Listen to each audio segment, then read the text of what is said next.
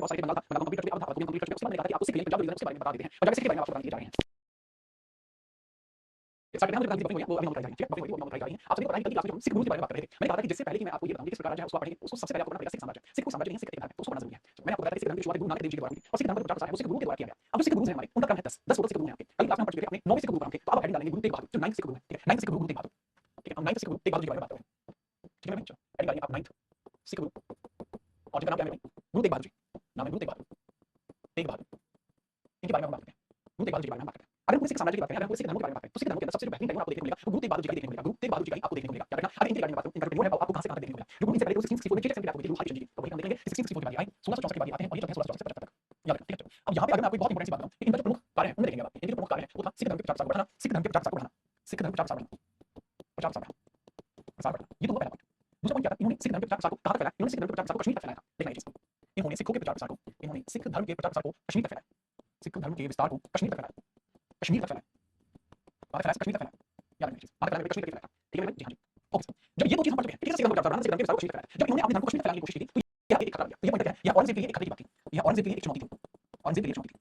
के लिए चुनौती थी, क्या थी, थ्रेट थी, जिससे औरंगजेब को लगा कि अगर ये इसी प्रकार से अगर अपने धर्म के प्रचार प्रसार को बढ़ाते रहे तो ऐसा हो सकता है आने वाले समय में इस्लाम को इसकी वजह से परेशानी, और इस्लाम को होने वाली परेशानी सीधे तौर पर परेशानी है औरंगजेब को, क्योंकि औरंगजेब को शाही दरवेश कहा करता था, आलमगीर कहा करता था, मतलब पूरे इस्लाम धर्म का रखरखाव करने वाला औरंगजेब, ये राजा था मुगल सल्तनत में जो 1658 से लेकर 1707 तक राजा रहा, तो इसने कहा था, इसे बेसिकली औरंगजेब ने कहा था गुरु तेग बहादुर से, गुरु तेग बहादुर आप ऐसा कीजिए कि आप इस्लाम धर्म को अपना लीजिए, तो इनके ऊपर 1675 में, इनके ऊपर 1675 में जो प्रेशर क्रिएट किया गया 1675 में जबरन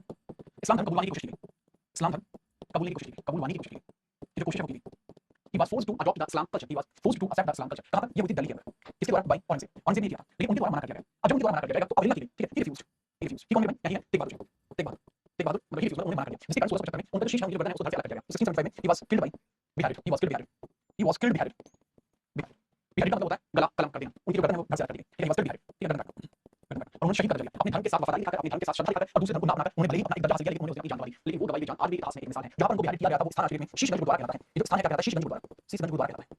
शीशगंज गुरुद्वारा कहलाता है, ठीक है, and the place is at Delhi, कहां पे है, ये दिल्ली के अंदर है, ठीक है, शीशगंज गुरुद्वारा कहां है, दिल्ली के अंदर आपको देखने को मिल जाएगा, तो ये पूरी पूरी जर्नी आपको थोड़ी सी देखने को मिली है, इसको जरूर याद रखना, गुरु तेग बहादुर जो है ये हर एक ऐसा सिख है, हर एक ऐसा व्यक्ति है जो इनके बारे में जानकारी जानता है, विशाल कैसे यूपी एग्जाम लगा है, इसकी पीडीएफ विशाल इसकी पीडीएफ 3 क्रिएट करके हिंदी और इंग्लिश दोनों ही पीडीएफ अलग अलग छात्र बना रहे हैं और जल्दी ही वो अपलोड करा दी जाएगी, कुछ समय रुकिए, मंडे से जो आपकी क्लासेस होंगी वो कोशिश करी जाएगी कि more of PPT medium use किया जाए, सो दैट आपका कंटेंट है वो थोड़ी स्क्रीन मीडियम से पूरा, ठीक है मेरे विशाल, ठीक है, आगे बढ़ते हैं, ये चीज याद रखना, टेंशन भाई एग्जाम अगर आपका है तो मेरा भी है, आपको अपना सेक्शन देखना है और मुझे मेरे छात्रों का सेक्शन देखना है, जब सिर्फ एक नहीं जब यहाँ दो, आप अपने सेक्शन क्लियर करोगे और मैं इसलिए लड़ूंगा कि मेरे छात्रों का सेक्शन, याद रखना, ठीक है, जब दोनों तरफ से इसको नोट करना होगा, कितना समझ आपको आया नहीं है, जब आपको समझ में आ जाएगा उसके बाद हम बात करेंगे, ठीक है, चलिए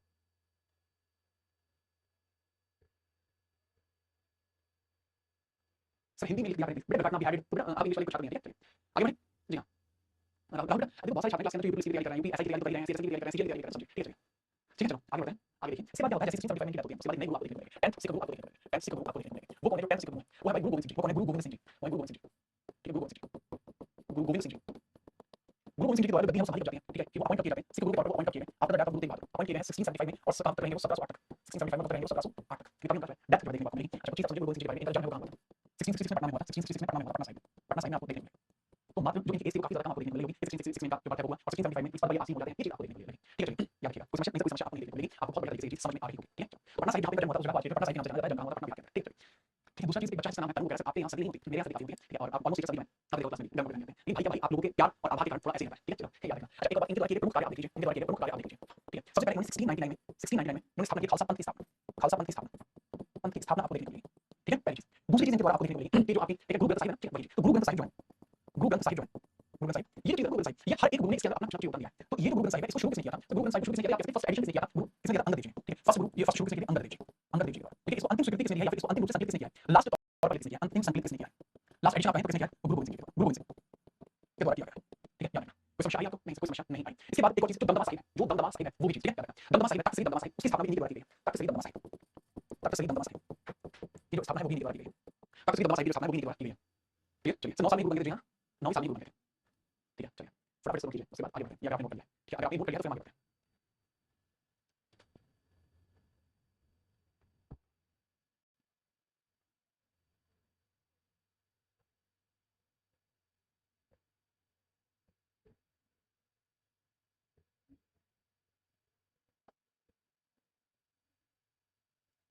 क्लियर जी हाँ, सब ऋषि बिल्कुल पहले से ही बहुत बढ़िया सेफ में पहुंच गए, बात सुनो, इनके जीवन से रिलेटेड घटना है जो आपको समझनी पड़ेगी, कुछ बच्चे पूछे क्या सच में एग्जाम डायरेक्ट आपको इसका जवाब आपको मिल जाएगा, तो समय परीक्षा की बात समझिए, ठीक है, ये तो खालसा पंथ की स्थापना इनसे रिलेटेड फैक्ट है जो आपको यहाँ पर समझने पड़ेंगे, 1705 में 1705 में सरहिंद की गवर्नर के द्वारा इनकी जो 4 संतानें हैं, इनके जो 4 संतानें हैं उनका जो कत्ल किया गया 1705 में, ठीक है, सरहिंद की गवर्नर के द्वारा इनके गवर्नर के द्वारा, उसका नाम क्या था गवर्नर के द्वारा, गवर्नर का नाम है वजीर अली के द्वारा, अली के द्वारा। इनके जो 4 पुत्र थे, ठीक है, जो गुरु गोबिंद सिंह जी हैं, इनके 4 पुत्र थे, इनके 4 पुत्रों की हत्या की गई, हत्या, और ये हत्या की गई दिसंबर मंथ में की गई, दिसंबर मंथ में की गई, ठीक है। डेट जो है 9 दिसंबर से लेकर और 26 दिसंबर के बीच की घटना ये हुई, 4 पुत्रों की हत्या, जिनको 4 साहिबजादा के नाम से जाना जाता है, 4 साहिबजादा के नाम से जाना जाता है। इसके अंदर 4 साहिबजादे थे, उनका देखिए कौन सबसे बड़े थे, जो साहिबजादा अजीत सिंह, सबसे बड़े साहिबजादा अजीत सिंह, उनकी एज रही होगी लगभग 18 साल, बैटल में शहीद हो गए थे, जुझार सिंह 18 साल, अजीत सिंह की उम्र, जुझार सिंह की उम्र थी वो 14 से लेकर 16 के बीच में थी। इसके अलावा जोरावर सिंह, ठीक है। और एक बच्चे, अगर आपने किसी को नाम पता है तो जरूर बताइए, एक बच्चे, ठीक है, एक बच्चे अगर आपने किसी को नाम पता है तो जरूर बताइए, जो सबसे छोटे भी थे, ठीक है, और जो दीवार में जमाया गया था, नाम फतेह सिंह, नाम फतेह सिंह, ठीक है, क्लियर है। अब इनकी एज है, चाहो रेस्पेक्टिवली एज लीजिए, 18 इयर्स, ये बैटल में मारे गए थे, 14 टू 16 इयर्स की एज थी, 16 टू 14 इयर्स की एज थी, ठीक है, 16 14 ठीक है, ये भी दोनों बैटल में मारे गए, जिससे बैटल इन दोनों को कैप्चर कर लिया था, 9 इयर्स 7 इयर्स की एज थी, इन दोनों को कैप्चर कर लिया था। उसके बाद जो वजीर अली उसने कहा कि तुम्हें अपना धर्म छोड़कर इस्लाम को कबूल करना होगा, तो आप खुद एक माइंडसेट सोचो कि एक 9 साल का बच्चा 7 साल का बच्चे से आप कुछ नहीं कहोगे तो वो क्या करेगा, मतलब ठीक है, गुस्सा है। लेकिन इन दोनों ने जो इधर सबूत दिया वो वाली मिसाल जो है, उन्होंने कहा कि बेशक आप अपनी जिंदगी लीजिए, लेकिन हम जो है वो वही रहेंगे, ना हम इस्लाम को कबूल करने वाले नहीं करेंगे। क्या है, दिसंबर मंथ चल रहा है और वही तारीख चल रही है, हो सकता है कि आज की डेट उस समय में रही हो 1705 में, तो शायद आज की डेट में क्या हुए थे, और 26 दिसंबर को दिन माना जाता है, इसलिए जब जोरावर सिंह फतेह सिंह को दीवार में चिनवा दिया गया था, दीवार में चिनते हुए उन्होंने कहा कि हम इस्लाम को कबूल नहीं करेंगे, क्योंकि ये वो चीज़ है जिससे हमारे पुरखों ने जान दी है, और अगर हम ये करेंगे तो हमारे पुरखों की बेइज्जती है, और वो हम बिल्कुर बर्दाश्त नहीं कर सकते। ये आप याद रखना है, एग्जाम में नाम पूछ जाता है, याद रखना, कब किसी बार क्या वजीर अली किसी कौन से इसकी याद रखनी पड़ेगी। अच्छा, बहुत सारे सवाल उस समय जो गुरु गोबिंद सिंह जी थे वो कहाँ थे, उस समय एबिलिटी थी, कुछ लोग एबिलिटी, कुछ लोग एबिलिटी, आपको उस चीज़ पे नहीं ज़्यादा गौर नहीं किया, एबिलिटी कहाँ पे नहीं थी, क्या इनकी मौत का बदला लिया गया, जी हाँ, इनकी मौत का वजीर अली से बदला लिया गया था, और ये बदला लेने का काम था वो पूरा किया गया था बंदा सिंह बहादुर के द्वारा और उनके मंत्रियों के द्वारा, ठीक है। क्योंकि जो आपके 10 सिख गुरु हैं गुरु गोबिंद सिंह जी, इनकी भी हत्या कर दी गई 1708 में, ये 1708 में इनकी भी हत्या कर दी गई, इनकी भी हत्या कर दी गई, इनकी भी हत्या कर दी गई, लेकिन इनकी जो हत्या की गई थी वो नांदेड़ साहिब में की गई थी, जो कहाँ पे महाराष्ट्र में है, इनकी हत्या वो की नांदेड़ साहिब में, इनको चाकू मार दिया गया नांदेड़ साहिब में, नांदेड़ साहिब में इनको चाकू मारे गए, नांदेड़ साहिब कहाँ पे सर, महाराष्ट्र, ठीक है, नांदेड़ साहिब महाराष्ट्र में इनको भी चाकू मार दिए गए थे, और वो चाकू मारे गए थे उसके बाद शमशेर खान के द्वारा मारे गए थे, और वो भी किसी मुगल बादशाह के आदेश पर, जमशेद खान, ठीक है, stabbed on the chaku by Jamshed Khan. On the spot तो इनकी डेथ नहीं हुई थी, लेकिन कुछ समय के बाद देखिए आपको 1708 में हत्या देखने को मिलती है नांदेड़ साहिब में। अब इनकी हत्या के बाद जो सिख डायनेस्टी थी, या सिख धर्म था, उसकी सभी सिखों को संकलित करके एक पुस्तक में डाल दिया गया, और इनकी डेथ के बाद आगे अगर हम देखेंगे तो कोई और सिख गुरु नहीं बना, जबकि 11वें नंबर पे जो आपके सिख गुरु बनते हैं, जो सिख गुरु है वो सब एक बुक में बना दिया गया, ताकि ये पता है इसकी गरिमा बनी है, और 11 सिख गुरु के तौर पर गुरु ग्रंथ साहिब को माना जाता है, गुरु ग्रंथ साहिब को माना जाता है, साहिब को माना जाता है, याद रखो, जो एक बुक है, ठीक है, याद रखिए, ठीक है, चलिए चलिए, डू यू अंडरस्टैंड दिस, समझ में आई बात?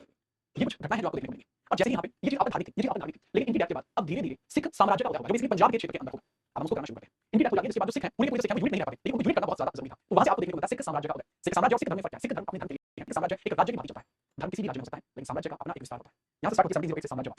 यहाँ से स्टार्ट होगा सिख साम्राज्य, सिख साम्राज्य की शुरुआत होती है। तो इन सिख साम्राज्य में जो पहले पॉलिटिकल लीडर है, सिख साम्राज्य के अंदर जो पहले पॉलिटिकल लीडर है वो कौन है, पहले राजनीतिक लीडर,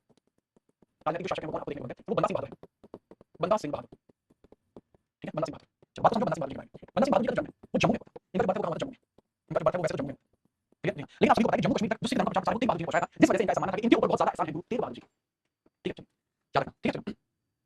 याद रखिए। तो अब याद रखना इनका ऐसा मानना था कि इनका जो जीवन है उसके चलने का सबसे बड़ा रीजन है गुरु तेग बहादुर जी का, सबसे ज्यादा बड़ा रीजन है इसके अंदर। तो इस वजह से इन्होंने जैसे ही डेथ होती है गुरु गोबिंद सिंह जी की, उसके बाद ये सिख धर्म का जो मोर्चा है वो संभालते हैं, और ये राजनीतिक शासक के तौर पर अपनी भूमिका 1708 में निभाना शुरू करते हैं, और 1716 तक भूमिका निभाते हैं, जब तक इनका सारे काम खत्म नहीं कर दिया जाता। इनके कुछ उपनाम है जो आपसे कई बार पूछ लिए जाते हैं, उपनाम है जो कई बार आपसे पूछ लिए जाते हैं, उपनाम में सबसे फेमस उपनाम आपको अलग अलग तरीके से देखने को मिलेगा। बंदा सिंह बहादुर इनका सबसे फेमस नाम है, लेकिन इनका वास्तविक नाम नहीं है। बंदा सिंह बहादुर इन्होंने नाम तब अडॉप्ट किया था जब इन्होंने 4 साहिबजादों की हत्या करके बदला है वो पूरा कर लिया था। इसके अलावा इनको लक्ष्मण देव माधव देव कहा जाता है, ठीक है, पूरा नाम लक्ष्मण देव माधव बैरागी, लक्ष्मण देव माधव देव बैरागी, माधव बैरागी, ठीक है, माधव बैरागी, लक्ष्मण देव, ये नाम इनको दिए जाते थे, ये नाम इनको दिए जाते थे, ठीक है। इसके अलावा गुरु बखिया सिंह या बख्श सिंह भी कह सकते हैं, गुरु बखिया सिंह या बख्श सिंह भी कह सकते हैं, गुरु बखिया सिंह या बख्श सिंह भी कह सकते हैं, गुरु बखिया सिंह या बख्श सिंह भी कह सकते हैं, गुरु बख्श सिंह, इन्हीं को कहा जाता था, याद रखना, ठीक है मेरे भाई, ये तो नाम थे। एक सवाल पूछा जाता है कि बंदा सिंह बहादुर की जो मीटिंग है, बंदा सिंह बहादुर की जो मीटिंग है वो पहली बार कब हुई थी, ठीक है। बंदा सिंह बहादुर की जो पहली मीटिंग है गुरु गोबिंद सिंह जी से कहाँ हुई थी, गुरु गोबिंद सिंह जी से पहली मीटिंग कहाँ हुई थी, गुरु गोबिंद सिंह जी से पहली मीटिंग, पहली मीटिंग कहाँ हुई थी, पहली मीटिंग जो है वो कहाँ हुई थी, तो गुरु गोबिंद सिंह जी से इनकी पहली मीटिंग थी वो कहाँ हुई थी, इसके पीछे पूरी चीज आपको याद रखनी है कि पहली मीटिंग होगी और वो पहली मीटिंग होगी ना, दैट्स इंपॉर्टेंट पॉइंट। सो वो पहली मीटिंग आपको देखने को मिलती है, जगह नाम वो जगह देखना कि पहली मीटिंग नांदेड़ साहिब में, नांदेड़ साहिब में होती, नांदेड़ साहिब महाराष्ट्र में होती, क्योंकि सेवा करना चाहते थे सिख धर्म की, महाराष्ट्र नांदेड़ साहिब, महाराष्ट्र के नांदेड़ साहिब में होती, याद रखना, ठीक है, चलिए, ठीक है, नितेश कोई शक नहीं है, ठीक है। देखो आप लोग कर सकते बच्चे, 2-3 डाउट मैं बता देता हूँ, सर रिवीजन बहुत टाइम लग रहा है, कुछ बता दीजिए। विशाल का कहना है कि उनको रिवीजन में टाइम लग रहा है, तो उनको कुछ ऐसी चीज बताई जाए जिससे वो रिवीजन करता है। विशाल भाई मेरी बात को बहुत सुनिए, आपके एग्जाम से पहले, आपका कोई भी एग्जाम है उससे पहले आपके रिवीजन के लिए मैं आपको कुछ शॉर्ट नोट्स प्रोवाइड करूंगा, ठीक है। वो इस बैच के अलावा अलग चीज होगी जो आपको अलग मिल जाएगी, ठीक है विशाल, उसको लेना और आराम से अपने रिवीजन को पूरा कर देना बिना किसी विशाल डाउट कंप्लीट। हमें पहले पीपीटी से मत करवाना, हाथ जोड़ कर देना, हमें आप हमारे खास छात्र आपको हाथ जोड़ने की आवश्यकता नहीं है, आपने पीपीटी नहीं करना, पीपीटी प्लस हैंडराइटिंग दो तरीके से। निखिल का कहना है आपके रिवीजन भाई हाथ में फर्स्ट है, आप तो हमारे को हिंदुस्तानी को निखिल बहुत बढ़िया है, इसको करना, ठीक है, याद रखो, चलो याद रखना, ओके। अब मेरी बात समझो, इनके द्वारा किए जाने वाले प्रमुख कार्य लीजिए, बंदा सिंह बहादुर जी के द्वारा किए जाने वाले प्रमुख कार्य लीजिए। पहला इन्होंने सिक्के चलवाए थे, नानक देव जी, गुरु नानक देव, गुरु नानक देव और गुरु गोबिंद सिंह जी के नाम से सिक्के, और गुरु गोबिंद सिंह जी के नाम से सिक्के चलवाए, नाम के सिक्के, सिक्के इनके द्वारा चलाए, ठीक है। दूसरा 1709 और 10 के बीच में, 1709 और 10 के बीच में इनके द्वारा वजीर खान का किया गया था, वजीर अली का, वजीर अली का, जिन्होंने 4 साहिबजादों को मारा था, वजीर अली का किया था,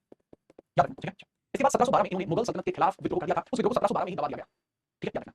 ठीक है। लेकिन उसके बाद इन्होंने 1716 में एक बार फिर से विद्रोह किया, और उस समय इन्होंने विद्रोह किया 1716, तब उस मुगल एरा में एक राजा चला था फर्रुख शिया, या वो 1783 के बीच में चला था, 1920 के बीच में चला था,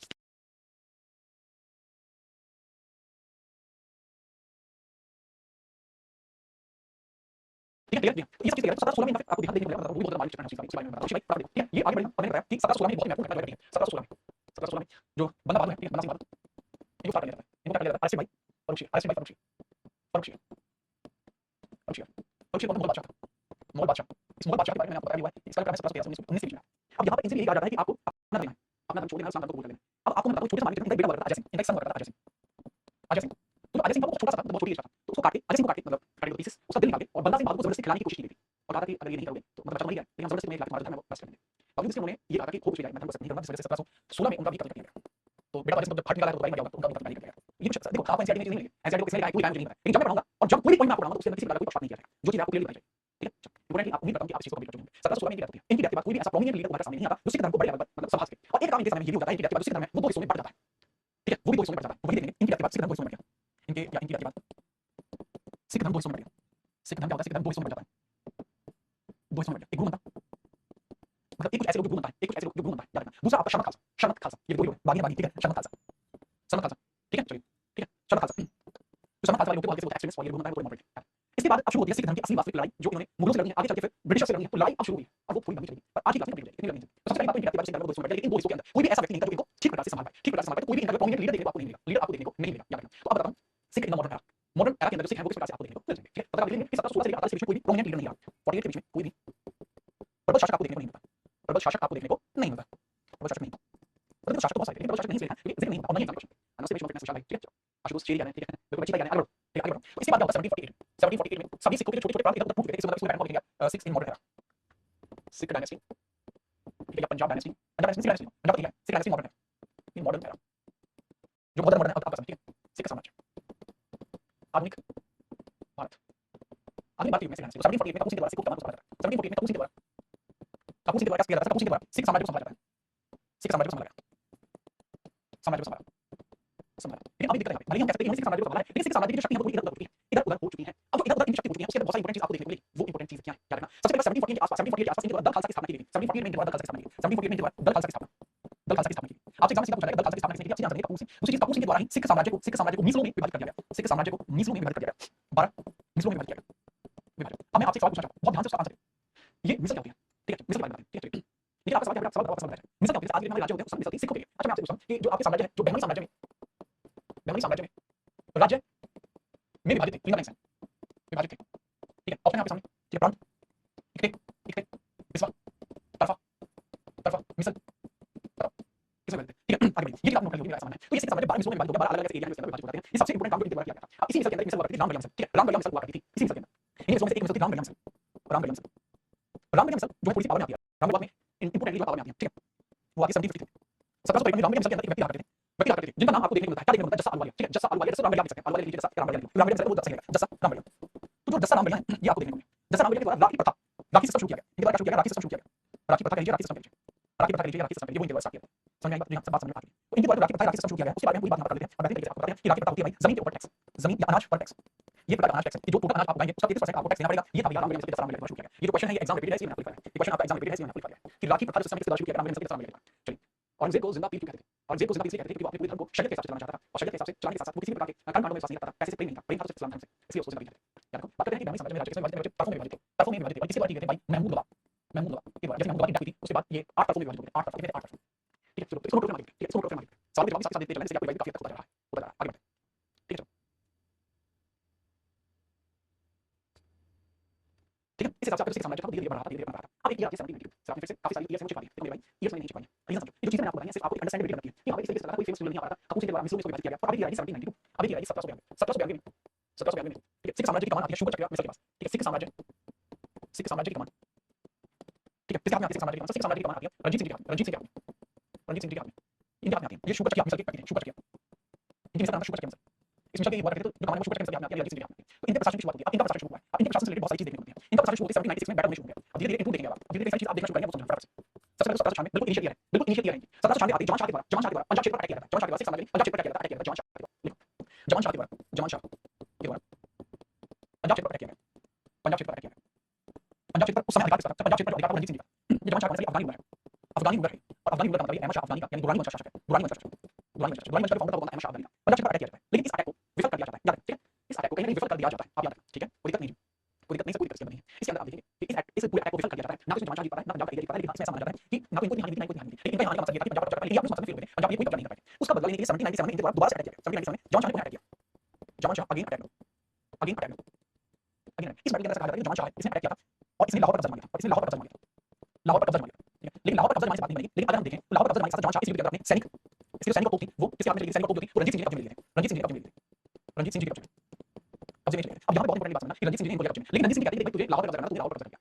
तेरे सैनिक को तोप, चाहूं तो तेरे सैनिक को मार सकता, तो अपने मार सकता, सैनिक को मार सकता, लेकिन ये जो सैनिक को तुम्हारे कब्जे में आई है ये सही बात नहीं है, ये युद्ध में हमने जीती नहीं है, तुमने लाहौर पर अटैक किया, हमने तुम्हारी पीठ के पीछे ये चीज को जीता है, ये सोचकर हम तुम्हें ये जो सैनिक को वापस देना चाहते हैं। इस बात को सुनकर जवान शाह है उसकी बुद्धि है वो है, सोचते हैं बताओ इतने अच्छा नहीं है कि मतलब वो जीता वापस ले लो, और जवान शाह कहता है ये तो बहुत क्लासिक आदमी है, ठीक है ये तो बहुत क्लासिक आदमी है। इस वजह से माहौल ये बन जाता है कि रणजीत सिंह जी है वो इनको ये चीज लौटा देते हैं, सैनिक को तुम्हारे रिटर्न टू जवान शाह, रिटर्न टू जवान शाह। जिस वजह से 1797 से लेकर 1990 के बीच में इनकी डीलिंग होती है और इसके एंड में आप देखेंगे कि इस बात से खुश होकर जो लाहौर है, लाहौर जवान शाह के द्वारा वापस लौटा दी जाती है रणजीत सिंह को, लाहौर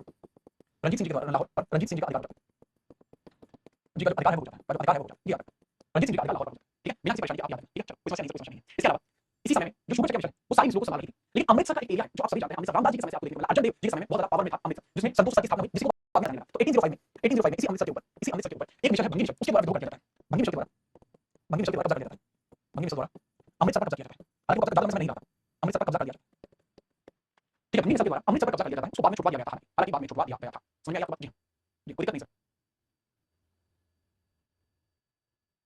ठीक है। क्लास नोट करा दिया, आप चेक कर लेना, मॉडर्न की क्लास आपको नहीं देंगे, अब देखिए शुरू होगी। तो ये तो हुआ पूरा सा इनका जो कॉन्फ्लिक्ट है अफगान के अफगान आपको देखने को मिलती है। इसका ब्रिटिश कॉन्फ्लिक्ट देखिए, इसमें देखिए British conflict, British Sikh conflict, ठीक है, ठीक है, ब्रिटिश और सिख के बीच में जो विद्रोह है वो देखिए। इस विद्रोह की पहली शुरुआत होती है 1809 में, 1809 में आपको देखने को मिलता है, फटाफट से क्या बोला, फर्स्ट एंग्लो सिख वॉर आपको देखने को मिलता है, फर्स्ट एंग्लो सिख वॉर आपको देखने को मिलता है, और एंग्लो सिख वॉर अमृतसर संधि के साथ शांत होता है। पहला एंग्लो सिख युद्ध आपका अमृतसर संधि के साथ कंप्लीट होता है, आपको अमृतसर संधि देखने को मिलेगी, अमृतसर की संधि आपको देखने को मिलेगी, किसके माध्यम से अमृतसर संधि, रणजीत सिंह जी और मिंटो फर्स्ट के बीच में, एंड मिंटो लॉर्ड मिंटो बीच में, और मिंटो बीच में, मिंटो बीच में, रणजीत सिंह जी और मिंटो बीच में ये चीज आती हुई, ठीक है, याद रखना मिंटो फर्स्ट था, ये गवर्नर जनरल बंगाल था, Minto first, governor general of Bengal, इन दोनों के मध्य आपको देखने को मिलेगी, ठीक है, अमृतसर पर कब्जा है, कब्जा है मिंटो फर्स्ट, ये व्यापार करने के राइट्स है वो ले लेते हैं, व्यापार करने के राइट्स ले लेते हैं मिंटो फर्स्ट, और अब अमृतसर के ऊपर ट्रेड करने के लिए सिख जो है लायबल नहीं होते। उसके बाद आपको देखने को मिलता है यहाँ पर एक बहुत इंपॉर्टेंट फैक्टर, एक व्यक्ति है जिसका नाम है आपको यहाँ पर याद रखना है, क्या नाम है? शाह सुजा, ठीक है, नाम है शाह सुजा, शाह सुजा के द्वारा, शाह सुजा जमान शाह का बेटा, सन ऑफ जमान शाह, जमान शाह, ठीक है, जमान शाह का बेटा है शाह सुजा, इसको अफगान में गद्दी दिलाने में हेल्प किया, इसको अफगान की गद्दी दिलाने में, गद्दी दिलाने में रणजीत सिंह की द्वारा हेल्प की जाती है, रणजीत सिंह की द्वारा हेल्प की जाती है, ठीक है, रणजीत सिंह द्वारा हेल्प की जाती है। अब इसी हेल्प से कुछ रणजीत सिंह की हेल्प, इसी हेल्प से कुछ जो शाह सुजा है वो कोहिनूर हीरा रणजीत सिंह जी को देता है, कोहिनूर हीरा रणजीत सिंह जी को देता है, gift to Ranjit Singh, gift to Ranjit Singh, Ranjit Singh याद। अब जो शाह सुजा है इसमें ये देखिए, शाह सुजा के पास क्या है भाई, ये नादिर नादिर शाह का वंशज है, ये नादिर शाह का वंशज है भाई, नादिर शाह का वंशज है, नादिर शाह 1739 चुरा के ले गया था, लूटेड फ्रॉम इंडिया, तो इंडिया में वापस आ गया, इंडिया में वापस आ गया। तो अभी कोहिनूर वापस रणजीत सिंह जी के पास आ चुका है, वापस रणजीत सिंह जी के पास चुका है, लेकिन यहीं पे आपको एक बड़ी घटना देखने को मिली 1739 में, डेथ ऑफ रणजीत सिंह आपको देखने को मिली है, डेथ ऑफ रणजीत सिंह आपको देखने को मिली है, रणजीत सिंह की डेथ हो जाती है 1739 जो बहुत ही इंपॉर्टेंट फैक्टर आपको देखने को मिलेगा। इससे आगे की जो कहानी होगी वो हम कल बताएंगे। क्या कल क्लास ली जाएगी? जी हाँ, कल क्लास लेने के बारे में सोच रहे हैं हम, समय लगा क्लास होगा, अभी फिलहाल के लिए आप सभी का बहुत बहुत धन्यवाद, कोई डाउट नहीं है आप जी जानना पसंद करना सकते हैं। दूसरी चीज क्लास अभी तक अपलोड नहीं है, मैंने बोल दिया है, आज मैं आपकी सारी डाउट क्लियर हो जाएगी, क्लास वगैरह जितने भी टेक्निकल है सारी क्लियर मेरे पास, कल की क्लास में साधारण रिसर्च के लिए आप सभी का धन्यवाद।